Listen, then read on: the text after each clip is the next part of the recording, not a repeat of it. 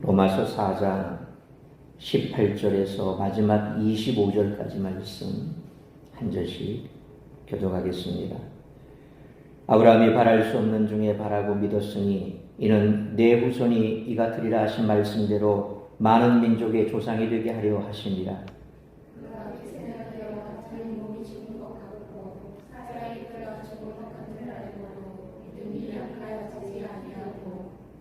믿음이 없어 하나님의 약속을 의심하지 않고 믿음으로 견고하여져서 하나님께 영광을 돌리며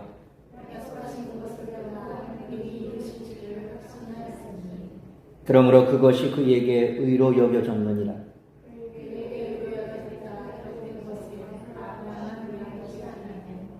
의로 여기심을 받을 우리도 위함이니 곧 예수 우리 주를 죽은 자 가운데서 살리신 이를 믿는 자니라. 예수는 우리가 범죄한 것 때문에 내줌이 되고 또한 우리를 의롭다 하시기 위하여 살아나셨느니라. 아멘. 기도하겠습니다.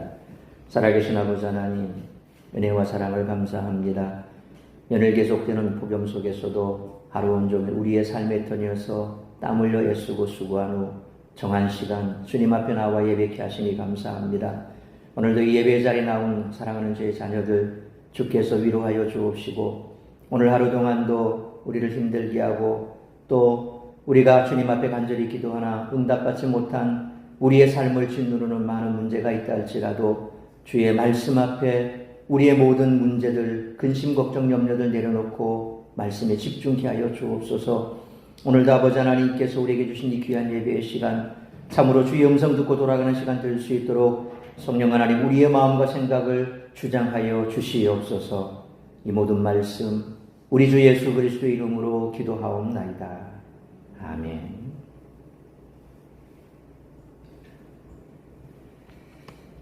하나님의 말씀을 자기 나름대로 확인하려는 사람들이 우리도 그 중에 하나일 수도 있습니다. 우리가 잘 아는 기드온의 경우가 그렇지요. 하나님이 내가 너의 손으로 이스라엘을 구하겠다라고 말씀하시자 기드온은 첫 번째는 양털만 마르게 해달라고 했습니다. 우리는 이 믿음을 어떻게 보아야 할까요? 기드온이 궁극적으로 신뢰한 것은 하나님의 말씀일까요? 아니면 양털의 상태일까요? 혹은 하나님의 계획일까요? 자기의 판단일까요? 사실 이 기드온의 문제는 우리가 흔히 기도할 때 하나님께서 뭔가 보여주시기를 기도해도 된다. 또 기도 그렇게 해라. 그래서 뭔가를 징조를 보고 우리가 그것이 맞나 맞지 않나 또 그렇게 될 것인가 그렇게 되지 않을 것인가 판단의 근거로 삼을 수 있다라고 말씀하기도 하죠. 맞습니다. 우리가 때로는 기드온처럼 그렇게 기도할 수도 있습니다. 하나님이 인정하시고 바울이 서술한 아브라함의 믿음은 이 기드온의 믿음과 결이 다릅니다.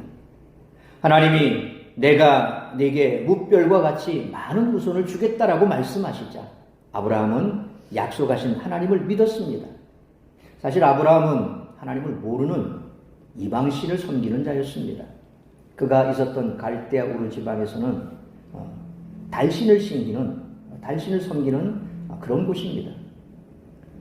특히 아브라함의 이 가족들은 그 달신상을 만들어서 파는 그런 집안이었습니다. 소위 말하면 우상숭배하는 집안이었죠.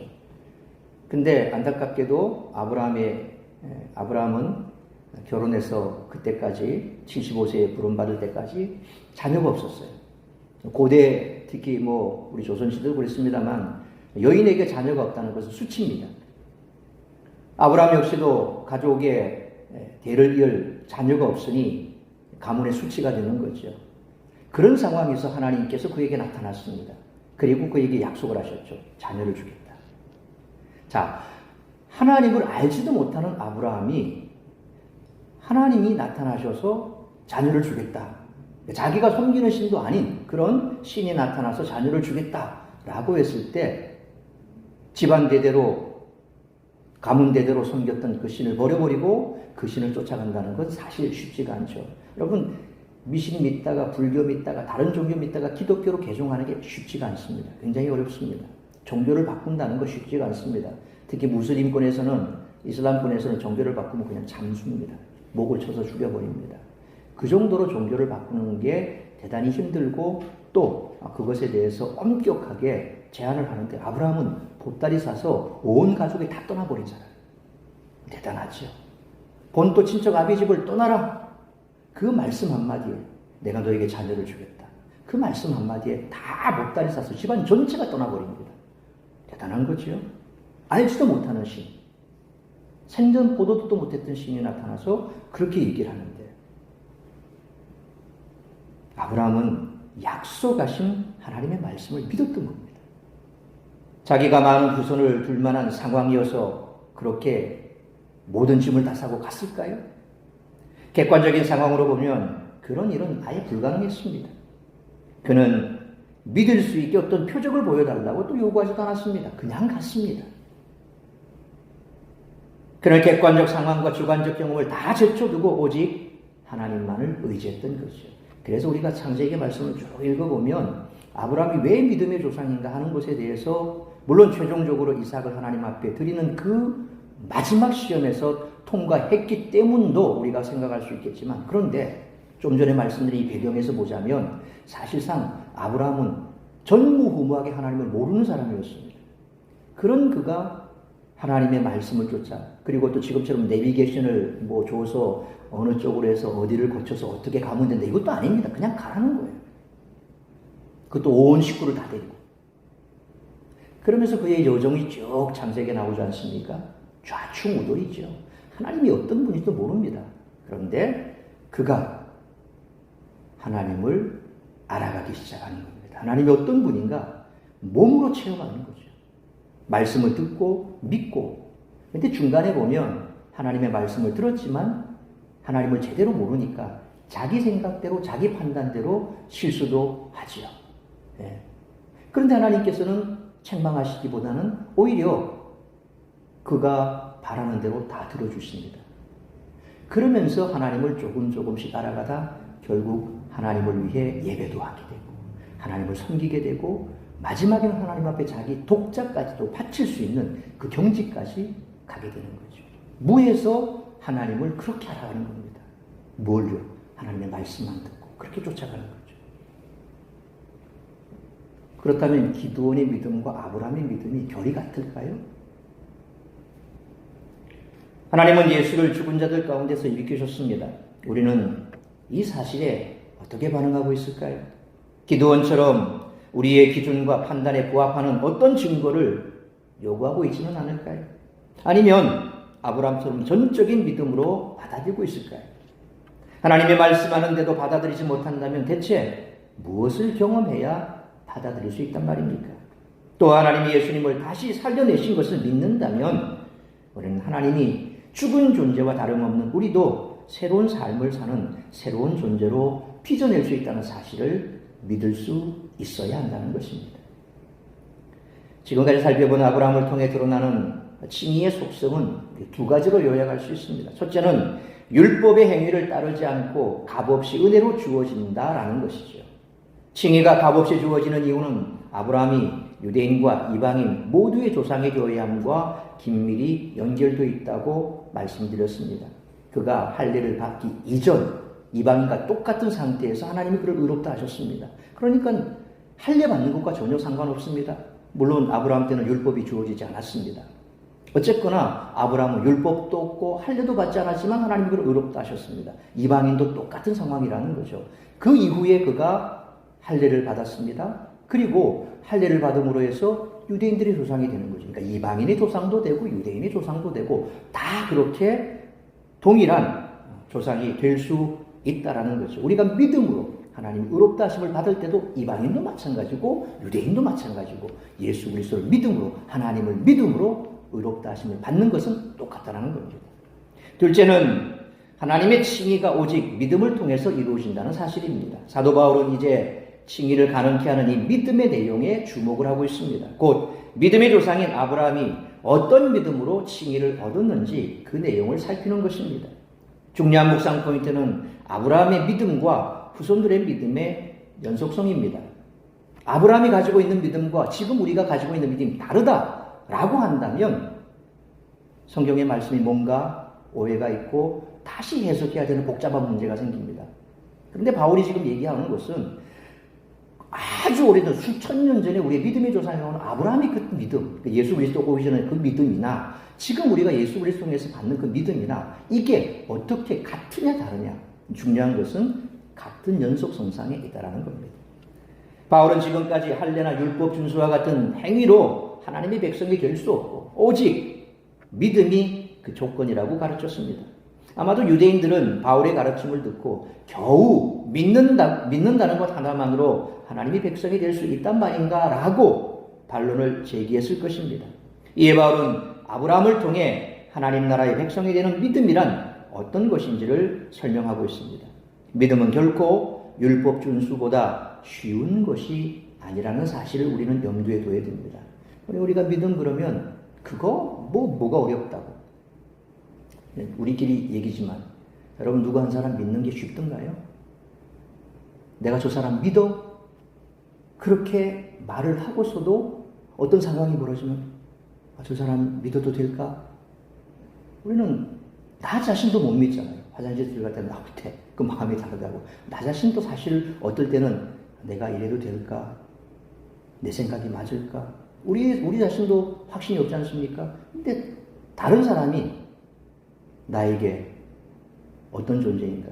정말 믿을 수 있는 존재인가? 그래서 성경은 사람은 믿음의 존재가 아니라 사랑의 존재다. 사람은 결국 믿음의 대상이 아니라는 겁니다. 그러니까 내가 당신을 믿어라고 할 때 그 믿음은 우리가 말하는 그런 믿음이 아니라 적어도 그냥 친분 관계에 있어서 좀 다른 사람과 특별한 그런 친분이다. 이 정도로 생각해야지 그 사람 나 믿는다 그랬어 라고 했을 때 그 믿음이 정말 우리가 신앙 관계에서처럼 그 정도 수준까지 가는 믿음이라고 착각하면 안 되는 겁니다. 사람은 그냥 사랑의 대상이죠. 믿음의 대상이 아니라는 겁니다. 결국 믿음이라고 하는 것이 참 쉬운 것 같지만 이처럼 인간관계에 있어서도 믿음이라는 것이 그렇게 크게 우리에게 있어서 도움이 되질 않습니다. 자, 그렇게 봤을 때 우리가 믿습니다라고 했을 때 그 믿음이 과연 쉬운 믿음일까? 라는 것을 한번 염두에 둬야 된답니다. 따라서 이와 같은 오늘 본문의 말씀을 통해서 우리들이 깨달아야 할 것은 첫째로 18절로 22절 말씀처럼 바랄 수 없는 중에 바라고 믿는 것이 의에 이르는 믿음이라는 것입니다. 바울은 18절로 22절에서 아브라함의 믿음을 구체적으로 설명합니다. 그 다음 23절로 25절에서는 그의 믿음을 우리의 믿음과 관련시키고 있습니다. 먼저 바울은 18절 말씀처럼 아브라함이 바랄 수 없는 중에 바라고 믿었다라고 말씀하고 있습니다. 하나님은 그의 후손이 하늘의 별과 같고 바다의 모래와 같게 될 것이며 아브라함은 많은 민족의 조상이 될 것이라고 말씀하셨고 아브라함은 그것을 믿었습니다. 그때 그는 19절 말씀처럼 100세였고 아내 사라의 태도 다친 지 오래였습니다. 인간의 생식 기능과 관련해 말하자면 그의 몸은 이미 죽어 있었습니다. 그의 아내 사라도 이미 노인이어서 도저히 임신할 수 없는 상태였습니다. 그녀의 태도 이미 죽은 상태였죠. 태문이 닫혀 있다는 겁니다. 임신할 수 없는 상태죠. 그러나 아브라함은 20절로 21절 말씀처럼 하나님의 약속을 의심하지 않고 하나님께 영광을 돌리며 하나님이 능히 이루실 것을 확신했습니다. 그의 소망의 근거는 전적으로 하나님이었습니다. 약속을 하신 분도 하나님이시고 그 약속을 이루시는 분도 하나님이시라는 것입니다. 창조주 하나님은 당신이 말씀하신 대로 실현하시는 능력의 하나님이신 줄 믿으시길 바랍니다. 그분이 빛이 있으라 말씀하시자 빛이 생겼습니다. 그분이 물 가운데 궁창이 있어 물과 물로 나뉘라 말씀하시자 그대로 되었습니다. 그분이 천하의 물이 한 곳으로 모이고 묻이 드러나라 말씀하시자 그대로 되었습니다. 그래서 바다에 있던 땅이 솟아올라 산이 되고 물이 한 곳으로 모여 바다가 되고 묻이 드러나니 땅이 되고 하나님이 말씀으로 다 하신 거죠. 아브라함은 17절 말씀처럼 하나님을 죽은 자를 살리며 없는 것을 있는 것으로 부르시는 창조주 하나님으로 믿었던 것입니다. 그는 하나님이 그의 죽은 몸과 아내 사라의 죽은 태를 살려내시셔서 약속하신 대로 그에게 뭇별과 같이 많은 후손을 주실 것이라고 확신했습니다. 22절 말씀처럼 아브라함이 의롭다고 여김받을 수 있었던 것은 이처럼 견고한 믿음을 가졌기 때문입니다. 하나님이 기대하고 인정하시는 믿음 바로 이런 믿음입니다. 우리의 상황보다도 하나님의 말씀을 더 신뢰하는 것이 믿음입니다. 그래서 기도원의 믿음과 아브라함의 믿음이 결이 다르다라고 하는 거죠. 우리는 기도원같이 기도할 수 있습니다. 저도 가끔씩 그렇게 기도합니다. 그런데 참 그렇게 기도하고 나면 좀 그래 거석해요. 그냥 믿고 가면 되는데 그게 참 어렵죠. 왜? 우리는 연약한 육체를 가졌기 때문에 보여야, 뭔가 보여야, 느껴져야 그래야 우리는 안심을 합니다. 안 보여주고 안 느껴지면 안심을 못해요. 그래서 너희 간구를 감사함으로 하라. 그럼 지각에 뛰어난 하나님의 평강이 예수 그리스도 안에서 너희를 평강으로 인도하실 거다. 마음의 평안이 생기면 그제서야 안심은 없는 거죠. 상황이 바뀌지 않아도 우리는 견딜 수 있는 것이고, 그래서 참 이 기도의 깊은 자리에 간다는 게 사실 참 쉽지가 않습니다. 그러나 분명한 것은 내가 그렇게 얕은 기도를 하고 있고 마치 얕은 물에서 땅 짚고 헤엄치고 있어도 하나님의 때에 자녀를 사랑하시는 하나님은 하나님의 계획대로 이루어 가신다는 겁니다.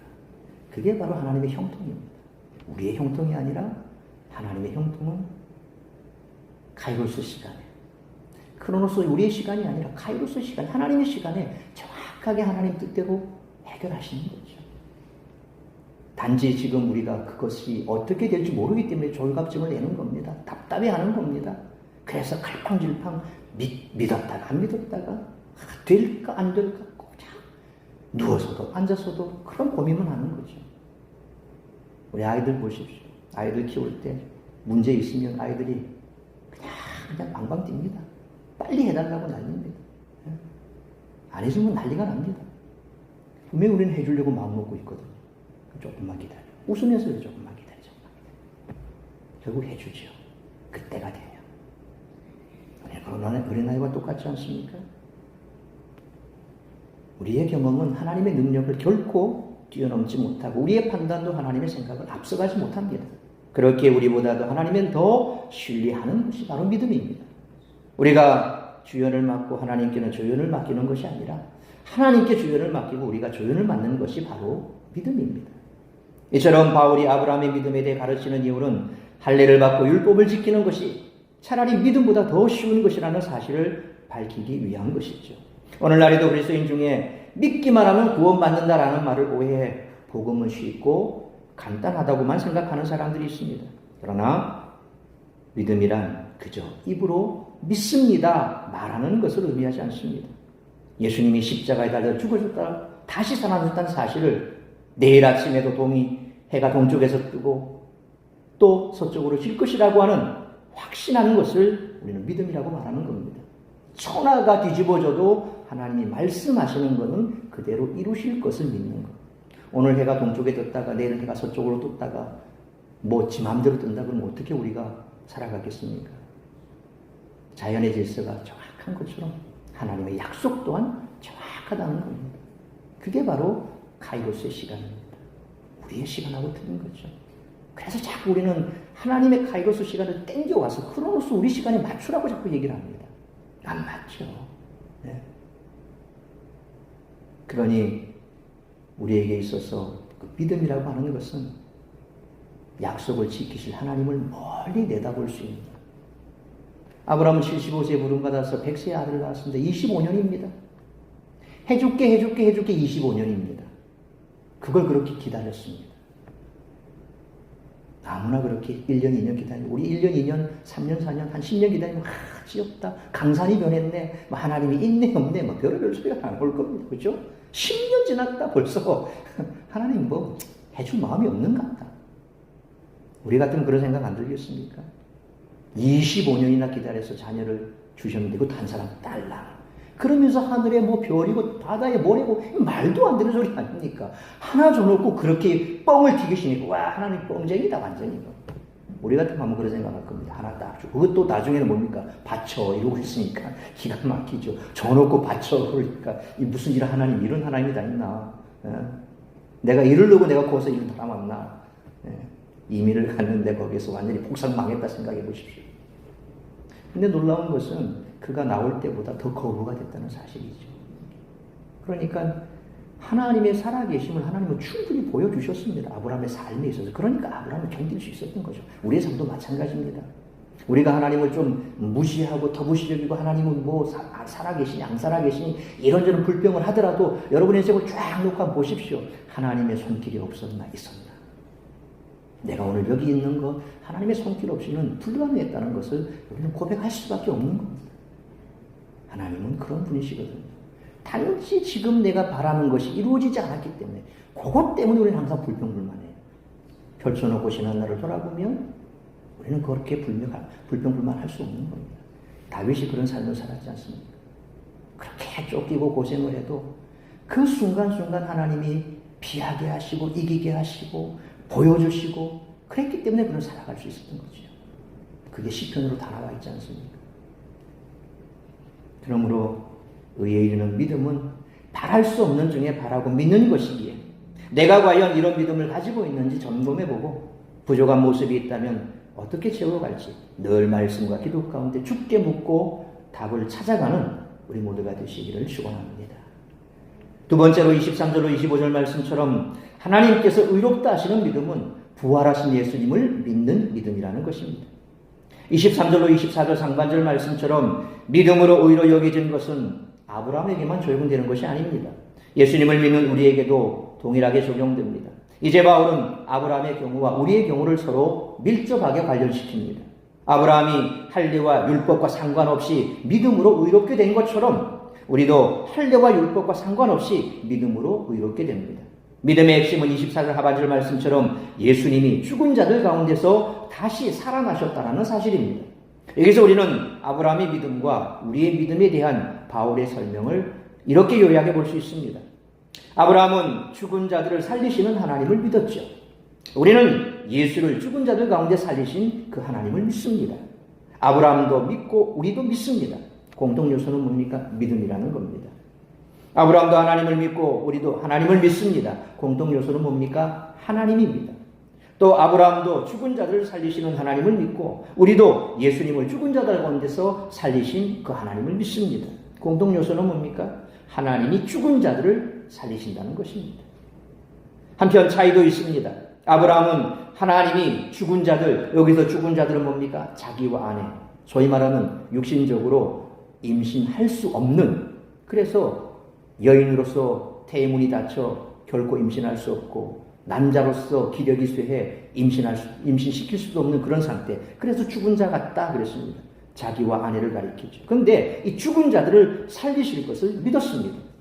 우리는 하나님이 죽은 자 예수를 살리신 것을 믿습니다. 아브라함은 하나님이 미래에 행하실 것을 믿었고 우리는 하나님이 과거에 행하신 것을 믿습니다. 아브라함은 장차 자기에게 자녀를 줄 그 미래의 하나님을 믿었죠. 우리는 살아나신 과거의 예수님을 믿는 거예요. 또 아브라함은 하나님이 자기와 아내에게 행하실 것을 믿고 우리는 하나님이 예수님께 행하신 것을 믿습니다. 이 비교가 보여주듯이 아브라함의 믿음과 우리의 믿음은 근본적으로 동일합니다. 이 믿음은 하나님은 죽은 자들을 다시 살려내시는 분으로 믿는 믿음입니다. 그러니까 하나님을 창조의 하나님으로 믿는 믿음이라는 거죠. 하나님을 이미 죽은 자들과 다를 바 없는 우리를 새로운 삶을 살아가게 하는 새로운 존재로 새로 빚어주시는 하나님이심을 우리는 믿어야 한다는 겁니다. 이런 아브라함의 믿음이 그에게 의로 여겨졌듯이 우리의 믿음도 우리에게 의로 여겨질 것입니다. 이 미래 시제는 시간적인 미래로 최후의 심판 때 우리에게 의롭다고 선도될 것을 의미할 수 있습니다. 또 논리적으로는 미래에서 아브라함의 때를 기준으로 보면 후대에 사는 우리에게도 의롭다고 선언될 것이라는 의미일 수도 있는 거죠. 그러니까 아브라함의 믿음이 미래의 우리에게도 똑같이 적용돼서 그 믿음을 보는 것일 수 있고 또 아브라함이 하나님께서 그를 믿는 믿음으로 의롭게 여겼듯이 우리 또한 예수를 믿는 믿음으로 마지막 심판 때에 우리를 의롭다 여겨주시고 우리를 구원해 주신다는 것을 우리는 믿는다는 거죠. 25절 말씀처럼 예수님은 우리의 범죄 때문에 죽으셨고 또 우리를 의롭다 하시기 위해 부활하셨습니다. 결국 믿음이란 이 죽음과 부활의 의미에 대해 아는 것을 포함하는 개념입니다. 다시 말하면 예수 그리스도의 죽음과 부활은 별개의 두 사건이 아니라 하나의 사건입니다. 마치 동전의 양면과 같습니다. 우리는 그분의 죽음과 부활을 통해 죄를 모두 용서받고 하나님께 의롭게 여김을 받습니다. 여기서 바울이 특별히 부활과 칭의를 서로 관련시키는 것은 아마도 이 구절이 부활의 하나님을 믿는 믿음과 그로 인해 의롭게 되는 칭의를 밀접하게 관련시키는 문맥에서 나오기 때문인 것으로 보여집니다. 인간적으로 볼 때 100세가 된 노인이 아들을 얻을 것이라는 약속이나 사람이 죽었다가 다시 살아나는데 그를 믿는 자는 모든 죄를 용서받고 영원한 생명을 얻는다는 주장이나 믿기 힘든 것은 마찬가지 아닙니까? 그렇죠. 그래서 우리가 믿는다라고 고백하는 그 믿음의 고백이 실상은 보통의 고백이 아니라는 겁니다. 이것을 믿는 사람은 죄를 용서받고 의롭다 여겨져 하나님의 백성이 되는 거죠. 그래서 저와 여러분이 가지고 있는 이 믿음은 그냥 믿음이 아닙니다. 아무나 믿을 수 있는 믿음이 아닙니다. 하나님께서 택하신 자녀들만이 가질 수 있는 믿음이라는 거죠. 여러분, 우리 같이 여기 신앙생활 하다가도 이단으로 빠지는 사람이 얼마나 많습니까? 부지기수로 많지 않습니까? 결국 거기 가는 건 뭡니까? 생명이 없는 거예요. 이단은 생명이 없습니다. 죽은 겁니다. 결국 불신자나 그들이나 똑같은 자들이에요. 어떻게 보면 불신자보다 더한 자들이죠. 왜? 천국 가는 백성을 뺏어가서 천국 못 가게 만들어버리니까. 천국 길을 막아버리니까. 불신자보다 더하죠. 불신자들은 너 와서 지옥 가자 말 안 합니다. 그냥 내 인생 내가 살아가는데 간섭만 하지 마라 이거지. 근데 이단은 뭡니까? 잘 천국 가는 사람 데리고 와가지고 지옥 가게 만들어버리는 거예요. 이러니까 이들은 더한 거예요. 더한 지옥에 빠져야 되죠. 물론 뭐 더한 지옥이나 덜한 지옥이 어디 있겠습니까? 뭐 똑같은 지옥이지만 우리의 인간적인 마음에 보면 더 나쁜 사람들이 있죠. 결국 우리가 여기에서 마지막까지 천국 갈 때까지 신앙생활 한다는 그 자체가 엄청난 기적이요 놀라운 축복인 줄 믿으시길 바랍니다. 우리의 믿음의 가치는 그런 겁니다. 여러분 주변에 계신 분 뭐 신앙생활 대충 하는 것 같고 뭐 저래가 되겠나? 그러나 그런 사람도 똑같이 하나님께서 구원한 하나님의 백성입니다. 그들을 귀하게 여겨야 됩니다. 내 믿음이 좋은 것 같아도 지난 설교 시간에 말씀드렸습니다만 내 믿음이 되게 좋은 것 같아도 실상은 별것 없습니다. 그렇죠? 내 믿음이 좋아하고는 얼마나 좋겠습니까? 우리는 우리 자신을 알잖아요. 정말 하나님 앞에서 내놓을 만한 그런 믿음이 얼마나 있겠습니까? 그렇게 내놓고 얘기할 만한 사람이 몇이나 되겠습니까? 그럼에도 불구하고 자꾸 그냥 뭐 손가락질하고 뭐 저래가 되겠나 뭐 이래가 되겠나 그 하나님이 판단하실 일이지 뭘 그렇게까지 그 역정을 냅니까? 그냥 그분의 믿음은 하나님께서 잘 붙들어 주실 것이요. 그래서 우리가 할 수 있는 것은 정말 우리가 그를 사랑한다면 사랑의 권면은 할 수 있습니다. 왜? 믿음의 동료잖아요. 끝까지 손 붙들고 천국 가야 되는데 권면은 해줄 수 있죠. 그것도 사랑의 권면. 사랑하는 마음이 들 때야 권면해야지. 그것이 비판으로 가버리면 그게 권면이 안 되는 겁니다. 질타가 되는 거죠. 그리고 그렇게 되면 그 사람이 상처받게 돼요. 아이들도 사랑하기 때문에 이런 말 한다. 미워서 이런다. 알아요. 예.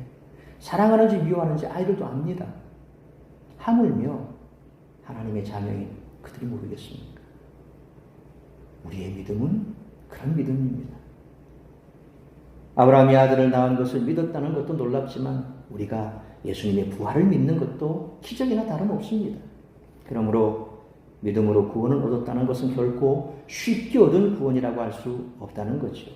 교회 역사를 살펴보면 수많은 성도가 자기 소유를 포기하고 목숨을 잃기까지 하면서 믿음을 지키기 위해 분투했던 것을 우리는 잘 알고 있습니다. 우리는 과연 이 믿음을 얼마나 소중히 여기고 있는가? 나의 모든 것을 걸고서로 앞까지 지켜야 할 가장 중요한 정체성이라고 이 믿음을 그렇게 생각하고 있을까?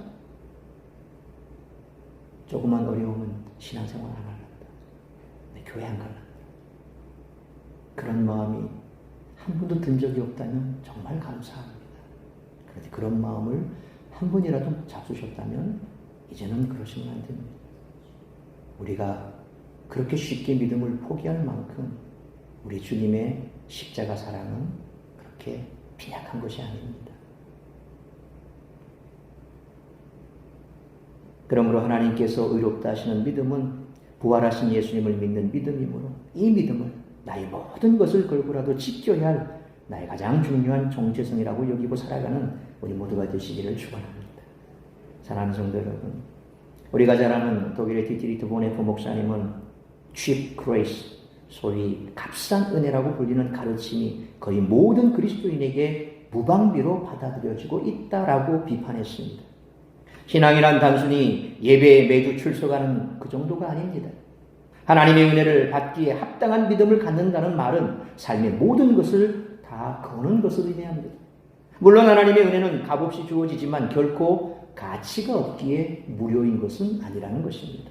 우리에게 주어진 십자가를 지고 주님을 따르겠다라는 그런 결단이 필요하다는 것입니다. 그러므로 의에 이르는 믿음은 바랄 수 없는 중에 바라고 믿는 것이기에 내가 과연 이런 믿음을 가지고 있는지 늘 돌아보아야 할 뿐만 아니라 부활하신 예수님을 믿는 믿음을 나의 모든 것을 걸고라도 지켜야 할 나의 가장 중요한 정체성이라고 여기고 이 믿음을 온전히 지키며 살아가는 우리 모두가 되시기를 주님의 이름으로 축원합니다.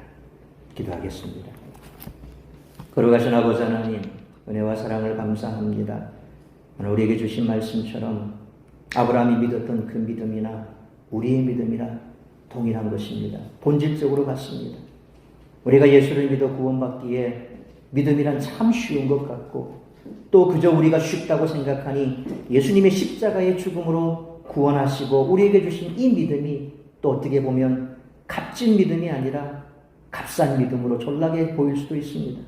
그러나 실상 마지막 천국에 이르기까지 우리에게 허락하신 이 믿음은 참으로 귀한 것이요 그 어떤 것과도 바꿀 수 없는 것이기에 이 믿음이 얼마나 귀한 것인가를 늘 생각하고 그래서 그 믿음을 지키기 위해 우리의 모든 것을 걸 수 있고 포기할 수 있는 그런 믿음의 삶을 살아가는 우리 모두가 되게 하여 주옵소서. 이 모든 말씀 우리 주 예수 그리스도의 이름으로 기도하옵나이다. 아멘.